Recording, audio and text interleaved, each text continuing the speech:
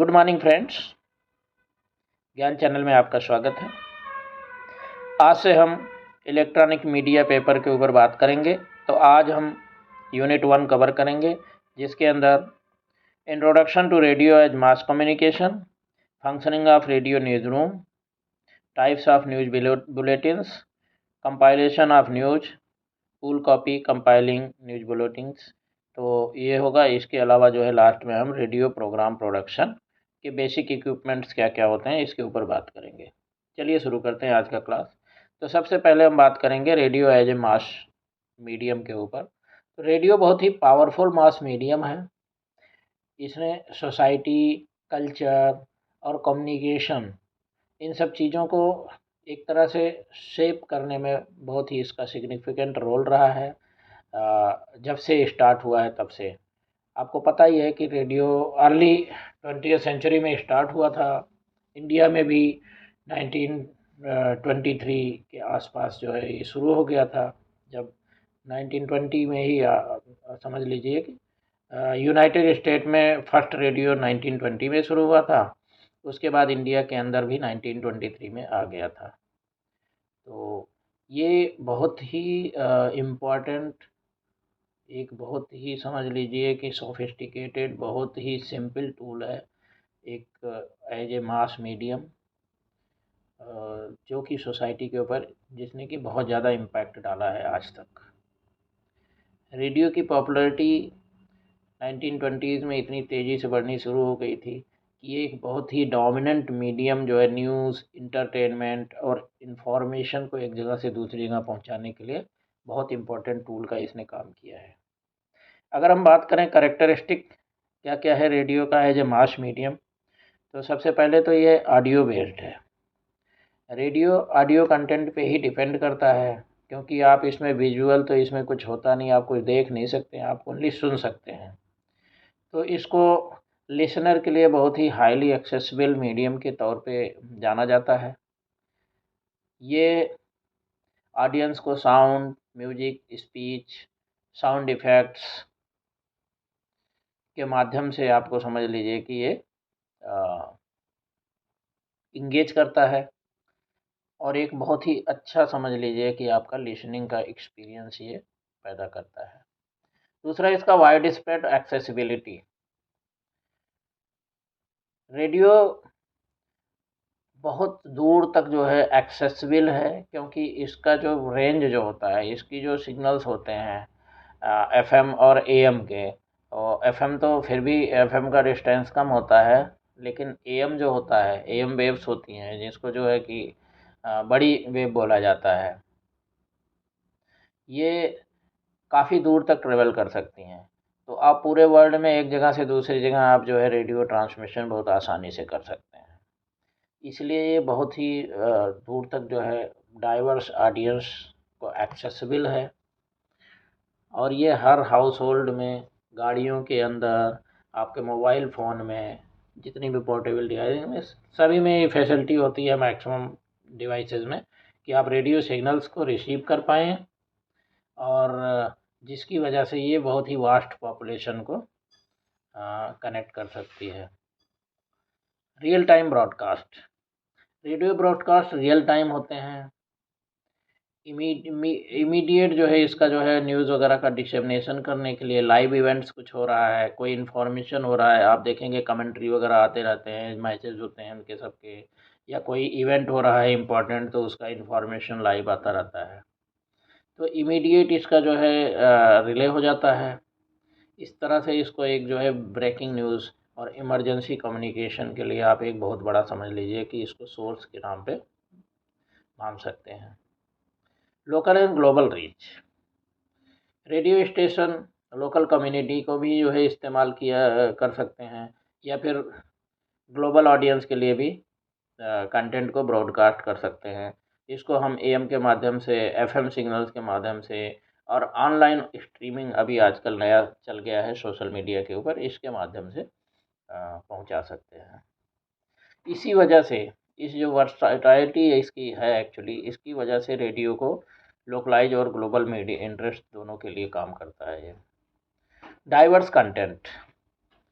Radio एक बहुत ही wide variety programming, जिसमें music, talk shows, news, sports, interviews, cultural content, shop opera वगैरह आपने सुना होगा। तो इस तरह से जो है बहुत ही डाइवर्स कंटेंट रेडियो के द्वारा एक जगह से दूसरी जगह को भेजे जा सकते हैं। इसी वजह से ब्रॉडकास्टर जो है जितने भी प्रेफरेंसेस होते हैं, इंटरेस्ट होते हैं टारगेट ऑडियंस को के उसको ध्यान में रखते हुए कंटेंट का सिलेक्शन करते हैं, उसका क्रिएशन करते हैं और उसको जो है लोगों को ब्रॉडकास्ट करते हैं। इमेजिनेटिव इंगेजमेंट, रेडियो लिसनर्स के इमेजिनेशन के ऊपर रिलाई करता है, जिसकी वजह से वो स्टोरीज को विजुलाइज करते हैं, सीन्स को विजुलाइज करते हैं और एक पर्सनलाइज एक्सपीरियंस समझ लीजिए कि क्रिएट करते हैं। ये एक्टिव इंगेजमेंट डिस्क्रिप्टिव लैंग्वेज और साउंड के द्वारा एक तरह से समझ लीजिए कि ये इनकरेज करता है लोगों को। अभी हम इसके इंड्यूरिंग इम्पैक्ट के बारे में बात करेंगे। हमें पता है कि टेलीविज़न और डिजिटल मीडिया का राइज बहुत तेज़ी से हुआ है, लेकिन इन सब के बावजूद भी रेडियो का एक रेलेवेंस और एक बहुत ही क्रूशियल रोल कंटेम्प्रेरी सोसाइटी के अंदर आज भी है। एक वैल्यूएबल सोर्स ऑफ न्यूज़ है, एंटरटेनमेंट के लिए है और कल्चरल एक्सप्रेशंस के लिए है। कुछ की एस्पेक्ट जो इसके इंड्यूरिंग इम्पैक्ट के ऊपर हैं वो इस प्रकार से हैं। पहली बात तो local community connection, local radio stations community engagement के लिए इंफॉर्मेशन, उनके लोकल इवेंट्स, न्यूज़ और कल्चर के बारे में उसके लिए काफ़ी इस्तेमाल होते हैं। रिमोट एरियाज़ में एक्सेसिबिलिटी, रिमोट एरिया जहाँ पे इलेक्ट्रिसिटी और बाकी चीज़ों का कंटिन्यूटी नहीं होता है, आप टेलीविज़न और दूसरी चीज़ें लगातार नहीं चला सकते हैं, ऐसी जगह पे रेडियो बहुत ही अच्छा माध्यम है लोगों के साथ जुड़ने के लिए। तो इस तरह से आप समझ करें कि रेडियो के द्वारा ही लोगों को जितनी भी इंफॉर्मेशन होती है वो एक्सेसिबल होती है रिमोट एरियाज़ में। Adaptation to digital era, digital technology को रेडियो ने बहुत ही तेज़ी से इसको अपने आप के साथ अडॉप्ट किया है। बहुत सारे स्टेशंस ऑनलाइन जैसे कि पॉडकास्ट वगैरह के माध्यम से अवेलेबल कर रहे हैं बहुत सारे कंटेंट जो है पीपल को on demand. Resilience in times of crisis, emergency के टाइम पे, नेचुरल डिजास्टर के टाइम पे ये रेडियो एक बहुत ही रिलायबल कम्युनिकेशन का एक ज़रिया होता है, क्योंकि इसमें जो है ज़्यादा फिजिकल इंफ्रास्ट्रक्चर की रिक्वायरमेंट नहीं होती है और फिजिकल स्ट्रक्चर ऐसी सिचुएशन में, क्राइसिस सिचुएशन में सबसे ज़्यादा चांसेस होते हैं इनके कंप्रोमाइज़ हो जाने के, डैमेज हो जाने के। तो इस तरह से हम बोल सकते हैं कि रेडियो का बहुत ही रिच हिस्ट्री है और एक यूनिक करेक्टरिस्टिक है और इसने मास मीडियम के अंदर बहुत ही ज़्यादा जो है मतलब समझ लीजिए इसकी रेलेवेंस भी काफ़ी ज़्यादा है। इसकी एबिलिटी लोगों के साथ जो है, जो डाइवर्स ऑडियंसेस हैं उनके साथ कनेक्ट करना, इमीडिएट इन्फॉर्मेशन देना और लिसनर्स को साउंड के द्वारा इंगेज करना, इसको बहुत ही पावरफुल फोर्स बनाता है मीडिया लैंडस्केप में और स्पेशली जो है एनरिचिंग सोसाइटी को एनरिच करने में और कल्चर को पूरे वर्ल्ड में जो है फैलाने में बहुत इसका जो है रिक्वायर हाथ है समझ लीजिए।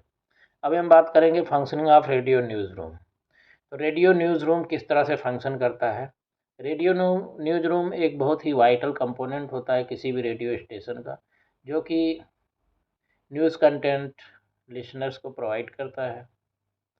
ये बहुत ही क्रूशियल रोल इसका है इंफॉर्मेशन या न्यूज़ को इकट्ठा करने में, गैदरिंग में, प्रोसेसिंग, उसको प्रोसेस करना, जो कंटेंट ज़रूरी है उसको निकालना और इसके बाद लोगों को न्यूज़ इन्फॉर्मेशन के तौर पे जो है पब्लिक को समझ लीजिए उसको ब्रॉडकास्ट करना। तो कुछ जो है इम्पोर्टेंट जो है इसका जो ओवरव्यू है इसके ऊपर हम जो है न्यूज़ रेडियो उस पर बात करेंगे। सबसे पहले न्यूज़ गैदरिंग। तो न्यूज़ गैदरिंग के लिए रिपोर्टर्स, जर्नलिस्ट और कई सारे सोर्सेज होते हैं जो कि न्यूज़ गैदरिंग का काम करते हैं। न्यूज़ रूम उसमें रिपोर्टर्स भी होते हैं, जर्नलिस्ट होते हैं जो कि न्यूज़ स्टोरीज़ को कलेक्ट करने का काम करते हैं बहुत सारे बीट्स, उनके अलग अलग बीट्स होते हैं, जैसे पॉलिटिक्स बीट हुआ, स्पोर्ट्स बीट हुआ, वेदर बीट हुआ, लोकल इवेंट्स, क्राइम वगैरह जो होता है, इंटरनेशनल अफेयर्स हो गया, टूरिज़्म हो गया, बहुत सारे टाइप के अलग अलग बीट्स होते हैं रिपोर्टर्स के और जर्नलिस्ट के। तो उसके हिसाब से वो अपने अपने बीट जो उनको डेलीगेट की जाती है रिस्पॉन्सिबिलिटी, उसके हिसाब से वो इन्फॉर्मेशन लेकर के आते हैं।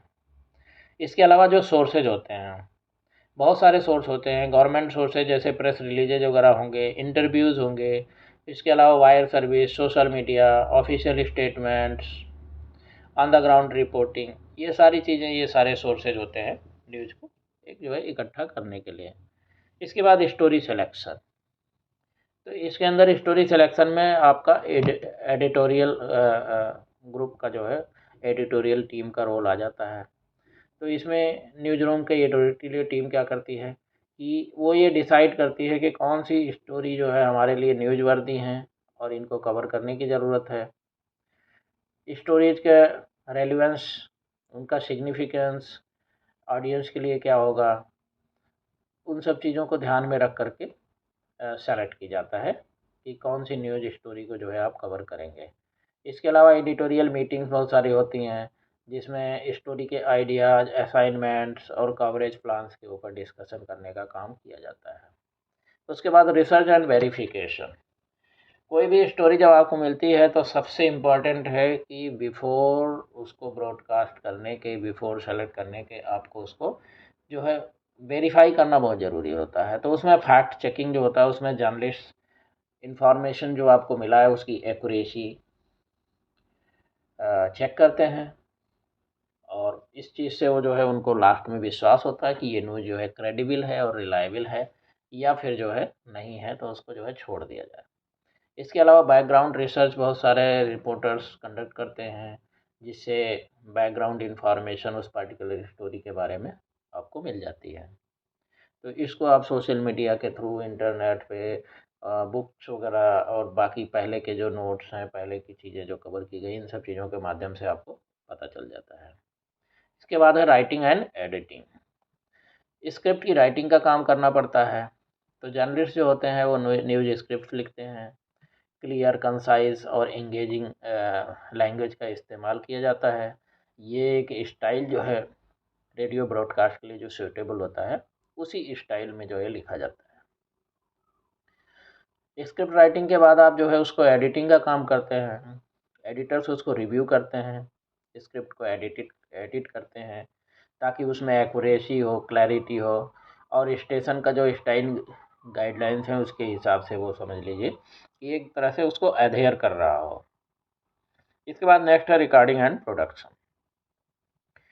जब ये सारी चीज़ें हो जाती हैं, एडिटिंग हो जाता है स्क्रिप्ट का, तब उसके बाद उसको जो है वॉइस रिकॉर्डिंग किया जाता है। वॉइस रिकॉर्डिंग में न्यूज़ रिपोर्टर या एंकर्स होते हैं, वो न्यूज़ सेगमेंट्स को साउंड प्रूफ स्टूडियो के अंदर रिकॉर्ड करते हैं। वॉइस क्वालिटी और प्रोनाउंसिएशन बहुत ही इसेंशियल एलिमेंट्स होते हैं इफ़ेक्टिव रेडियो न्यूज़ डिलीवरी के लिए।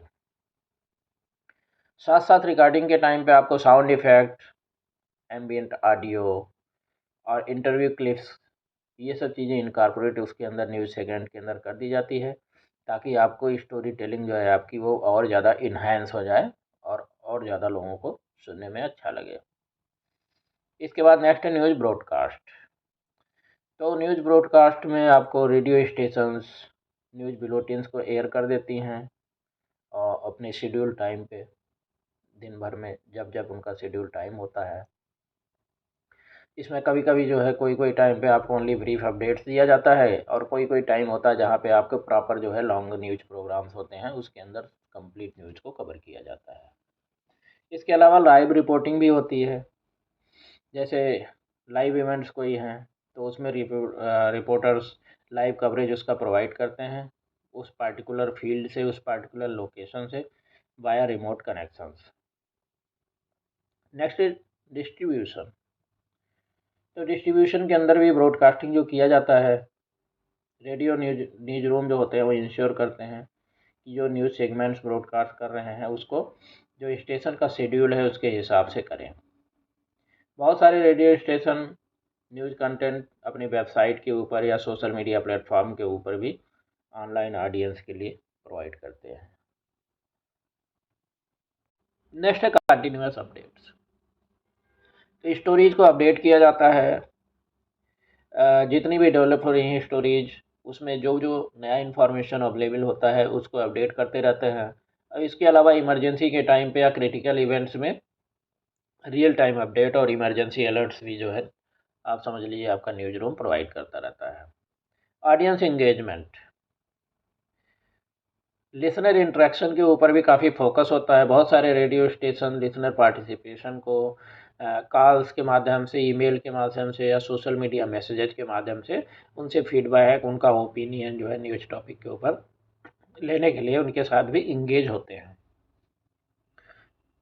बहुत सारी कम्युनिटीज़ लोकल कम्युनिटी के साथ through events, partnerships, educational initiative के थ्रू भी जो है समझ लीजिए कि उनके साथ कनेक्ट होते हैं। इसके अलावा नेक्स्ट है एथिकल कंसिडरेशन।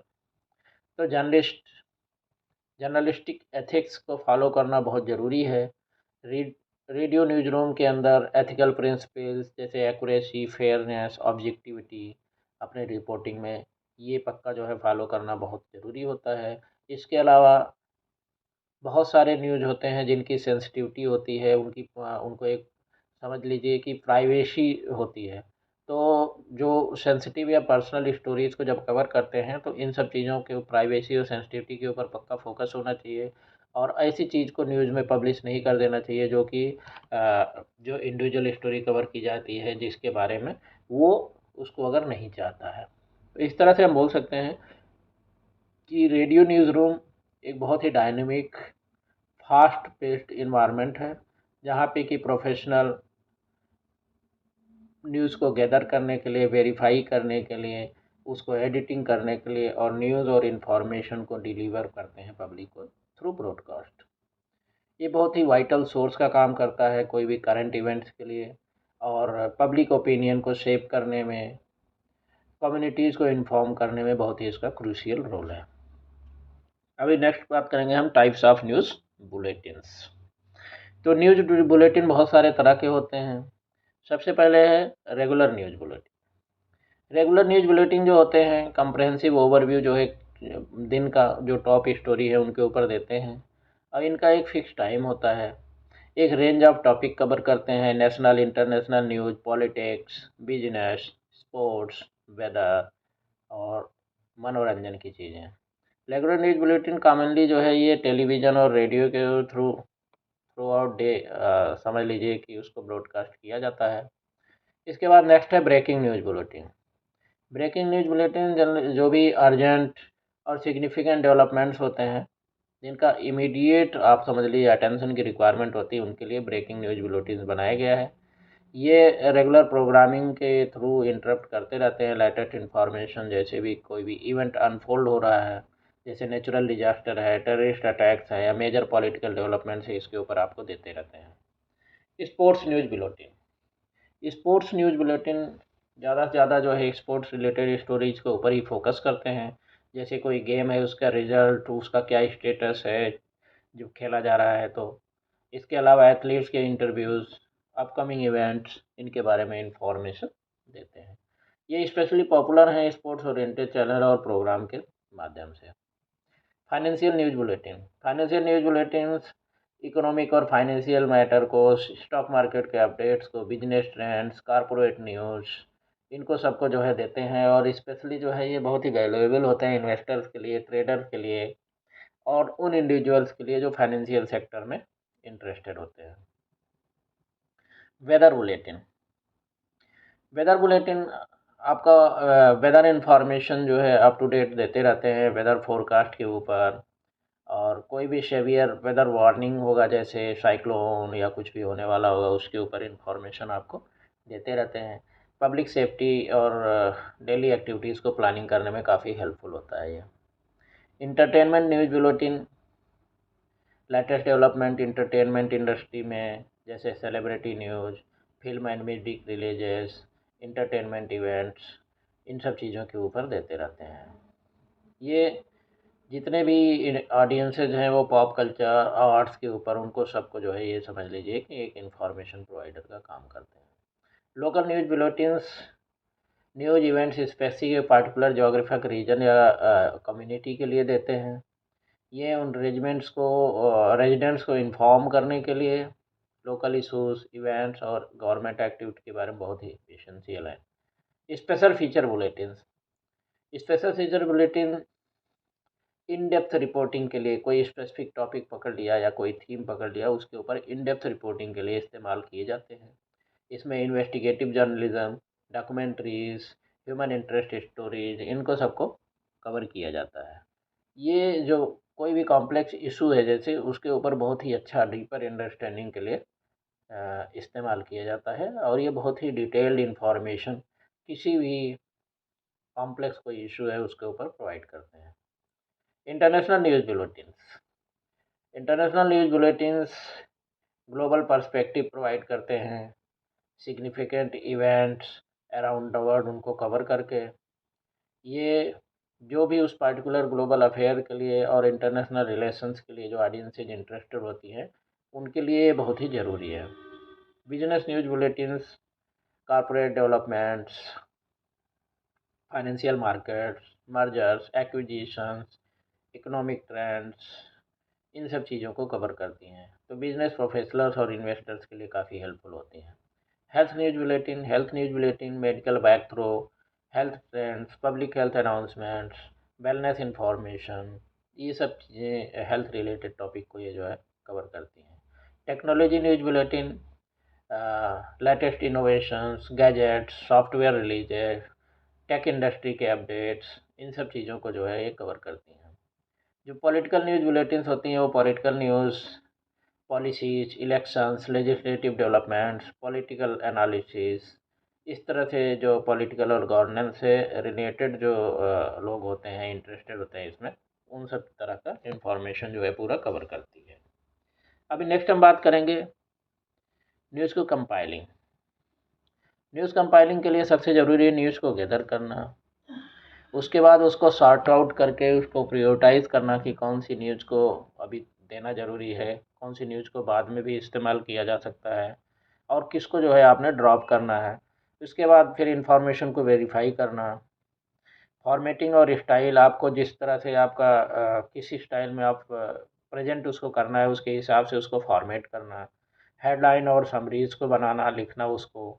इसके अलावा कंटेंट को पूरे को ऑर्गेनाइज करना। टाइमिंग और लेंथ को अपने हिसाब से उसको जो है, जो स्पेसिफिक टाइम स्लॉट है उसके अंदर किस तरह मैनेज किया जाएगा, उसके ऊपर जो है उसको टाइमिंग मैनेज करना। ग्राफिक्स और मल्टीमीडिया इन केस कोई अवेलेबल है तो उसको साथ में उसके साथ जोड़ना। उसके बाद उसको रिव्यू करना और अप्रूवल कराना, एक एडिटोरियल पॉलिसी जो होती है उसके हिसाब से। उसके बाद फिर उसको ब्रॉडकास्ट करना या पब्लिकेशन करना। बाद में उसके जो है उसको रिवीजन करना, अपडेट्स देना, और उसके अलावा न्यूज़ बुलेटिन्स को जो है आर्काइव भी कर देते हैं फ्यूचर रेफरेंसेस के लिए और हिस्टोरिकल रिकॉर्ड के लिए। तो ये सारी एक्टिविटीज़ जो है न्यूज़ को कंपाइलेशन में इस्तेमाल की जाती हैं। अभी हम आज के लास्ट टॉपिक पे बात करेंगे, रेडियो प्रोग्राम प्रोडक्शन, इसके बेसिक इक्विपमेंट क्या है। तो सबसे पहले माइक्रोफोन। माइक्रोफोन बहुत ही एसेंशियल होते हैं क्लियर और हाई क्वालिटी ऑडियो कैप्चर करने के लिए। डायनेमिक और कंडेंसर माइक्रोफोन कॉमनली यूज करते हैं रेडियो प्रोडक्शन में। कंडेंसर माइक्रोफोन स्टूडियो रिकॉर्डिंग के लिए प्रेफर किए जाते हैं क्योंकि इनकी सेंसिटिविटी और साउंड क्वालिटी बहुत ही अच्छी होती है। इसके अलावा माइक्रोफोन स्टैंड्स, बूम्स, ताकि जो है उसको सही पोजीशन किया जाए, उसके लिए इस्तेमाल किया जाता है। पॉप फिल्टर्स यूज किए जाते हैं। ज़्यादा अगर कोई एक्सप्लोसिव साउंड है, बहुत ज़्यादा तेज़ साउंड है, तो उसके लिए जो है आपको पॉप फिल्टर्स का इस्तेमाल किया जाता है। ये विंड नॉइज़ को भी आपका मिनिमाइज़ करता है। इसके अलावा सलाइवा ड्रॉपलेट्स, ये सब जो ऑडियो क्वालिटी को इफ़ेक्ट करते हैं, इन सब चीज़ों के लिए पॉप फिल्टर्स का इस्तेमाल किया जाता है। हेडफोन, क्वालिटी हेडफोन बहुत ही क्रूशियल होता है ऑडियो को रिकॉर्ड करने के लिए, एडिटिंग और रिकॉर्डिंग के टाइम पे। इसका जो है क्लोज बैक हेडफोन्स जो है आप अक्सर प्रेफर किया जाता है एक्सटर्नल नॉइज़ को आइसोलेट करने के लिए। ऑडियो मिक्सर, ऑडियो मिक्सर जितने भी तरह के ऑडियो इनपुट्स होते हैं उनको सबको मिक्स करने के लिए इस्तेमाल किया जाता है, जैसे कि आपके माइक्रोफोन का साउंड हो गया, म्यूजिक, साउंड इफ़ेक्ट, इस तरह से चीज़ें जो होती हैं। ये वॉल्यूम को एडजस्ट करना, टोन को एडजस्ट करना और बैलेंसिंग करना, इसके लिए काम किया जाता है। नेक्स्ट है digital audio work station. Digital audio work station एक सॉफ्टवेयर एप्लीकेशन होता है जिसको रिकॉर्डिंग, एडिटिंग और ऑडियो मिक्सिंग के लिए इस्तेमाल किया जाता है। तो इसमें adobe audition, pro tools, audacity, इस तरह से बहुत सारे जो है आपके सॉफ्टवेयर्स होते हैं जिनको इस्तेमाल किया जाता है। इसके अलावा कंप्यूटर्स, पावरफुल कंप्यूटर्स बहुत ही ज़रूरी होते हैं ऑडियो एडिटिंग सॉफ्टवेयर को रन करने के लिए और ऑडियो फाइल्स को स्टोर करने के लिए। बहुत ही अच्छा प्रोसेसिंग पावर होना बहुत ही ज़रूरी होता है और अच्छी स्टोरेज कैपेसिटी, तब आप जो है अपने ऑडियो को अच्छी तरह से एडिट कर सकते हैं। Sound proofing and acoustic treatment. Sound proofing material जैसे कि acoustic foam panel, bash traps, ये चीज़ें जो है एक्सटर्नल नॉइज़ को रिड्यूस करने के लिए, इको को मिनिमाइज़ करने के लिए बहुत ही ज़रूरी होती हैं। केबल्स एंड कनेक्टर्स, बहुत तरह के ऑडियो केबल और कनेक्टर्स की ज़रूरत होती है, जैसे कि माइक्रोफोन को कनेक्ट करना है हेडफोन को, और बाकी जो ऑडियो इक्विपमेंट हैं जैसे मिक्सर हो गया, recording devices.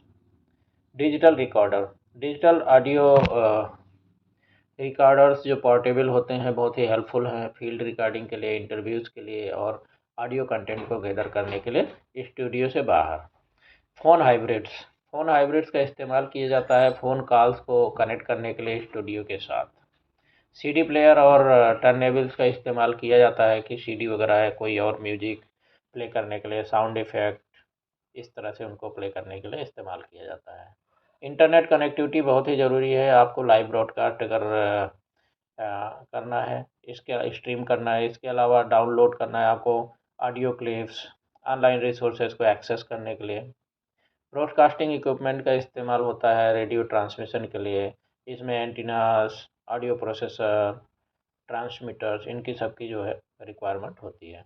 Backup systems, backup equipment का होना बहुत ज़रूरी होता है, जैसे कि स्पेयर माइक्रोफोन, केबल्स और कंप्यूटर्स, ताकि कोई भी टेक्निकल इशू आया कभी भी तो उसको तुरंत आप एड्रेस कर पाएँ और लाइव ब्रॉडकास्ट अगर आपका चल रहा है तो वो उसको कोई प्रॉब्लम ना हो या उसके अंदर कोई इंटरप्शन ना हो। एडिटिंग एंड प्रोडक्शन सॉफ्टवेयर बहुत ही ज़रूरी होता है एडिटिंग प्रोडक्शन सॉफ्टवेयर का, जिससे आपको अच्छा साउंड इफ़ेक्ट डाल सकते हैं। उसके अंदर आप जो है बीच बीच में जो भी साउंड डालना है इफ़ेक्ट या फिर कोई क्लिप डालनी है तो उसके लिए रिक्वायर्ड होता है। Script and show preparation software, software tools जैसे स्क्रिप्ट राइटिंग के लिए, शो प्रिपरेशन के लिए आते हैं, वो काफ़ी हेल्पफुल होते हैं। रिमोट ब्रॉडकास्टिंग इक्विपमेंट है जो कि एक तरह से ऑप्शनल है, लेकिन रिमोट ब्रॉडकास्ट या फिर ऑन लोकेशन रिपोर्टिंग के लिए पोर्टेबल इक्विपमेंट जैसे field mixer, remote broadcasting unit, wireless microphones, ये सब चीज़ें हैं। ये भी आपको अगर बाहर कर रहे हैं कोई आउटडोर करने के लिए, उसके लिए काफ़ी हेल्पफुल होता है। लेकिन आप ये समझिए कि जो इस इक्विपमेंट आपको ज़रूरत है, जिस टाइप का आपको ऑडियो प्रोग्राम करना है या उसको कैप्चर करना है, उसके हिसाब से आपको सही इक्विपमेंट का सिलेक्शन, और स्पेशली जो है जो इक्विपमेंट वो आपको बजट के अंदर हो, वैसा इक्विपमेंट का सिलेक्शन बहुत ही ज़रूरी होता है, ताकि आप इकोनॉमिकल होते हुए भी अपने काम को अच्छी तरह से उसको कंप्लीट कर पाएँ। तो यहाँ पे आज का यूनिट 1 आपका समाप्त होता है। नेक्स्ट यूनिट में आपसे कल दोबारा मुलाकात होगी। Have a very nice day.